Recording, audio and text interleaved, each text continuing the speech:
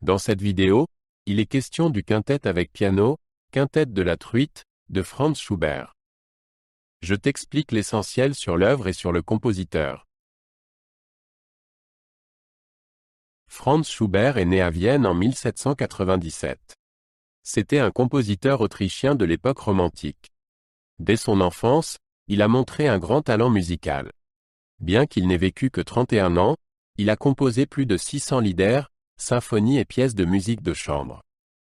Il est considéré comme l'un des plus importants compositeurs de lieder de l'histoire de la musique. Le quintet à la truite a été composé en 1819, à la demande d'un riche mélomane, Sylvester Baumgartner. Baumgartner souhaitait une œuvre basée sur le Lied, Die Forelle, de Schubert. Schubert exauça ce souhait et écrivit un quintet pour piano, violon, alto, violoncelle et contrebasse. L'œuvre fut jouée pour la première fois dans la maison de Baumgartner. Le quintet de la truite est écrit pour 5 instruments. Il s'agit du piano, du violon, de l'alto, du violoncelle et de la contrebasse. Cette instrumentation inhabituelle confère à l'œuvre une sonorité unique. La contrebasse assure une base rythmique profonde. L'interaction entre les instruments crée un univers sonore vivant et coloré. Le quintet pour truite se compose de 5 mouvements. Le premier mouvement est un allegro vivace animé. Il est suivi d'un andante calme et d'un scherzo dansant.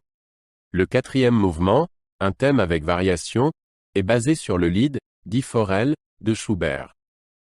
Le dernier mouvement est un allegro giusto enjoué et constitue la conclusion de l'œuvre.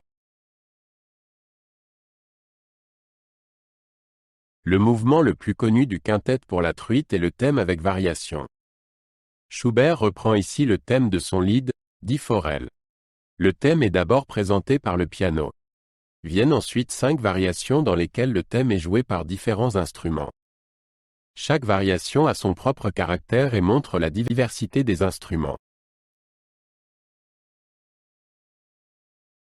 Le Lied, Die Forelle, a été composé par Schubert en 1817. Le texte a été écrit par le poète Christian Friedrich Daniel Schubart. Il raconte l'histoire d'un pêcheur qui attrape une truite avec ruse. La mélodie accrocheuse et le caractère joyeux de la chanson la rendirent très populaire.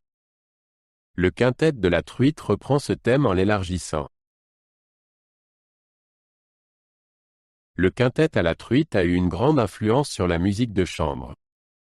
Grâce à son instrumentation inhabituelle, il est devenu un modèle pour les compositeurs ultérieurs. L'intégration de la contrebasse dans la musique de chambre était particulièrement remarquable à cette époque. De nombreux compositeurs se sont inspirés du quintet à truite et ont également écrit des œuvres pour cette formation.